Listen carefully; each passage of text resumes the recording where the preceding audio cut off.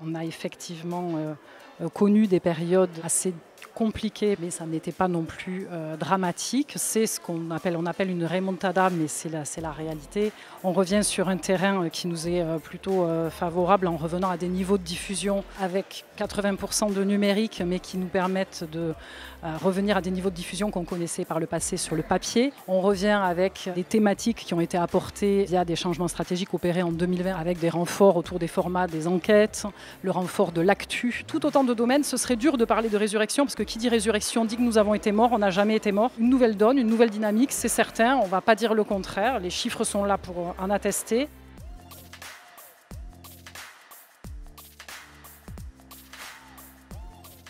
Les ambitions, c'est toujours plus de conversion, faire aller chercher de nouveaux abonnés, conquérir de nouveaux publics via de nouveaux formats, s'intéresser aux attentes de nos lecteurs plus jeunes, leur proposer des formats qui sont adaptés à leur manière de consommer l'information. C'est clairement un des sujets que nous avons aujourd'hui. La place du graphisme et de la photo sont très importants sur nos supports, tant papier que numérique.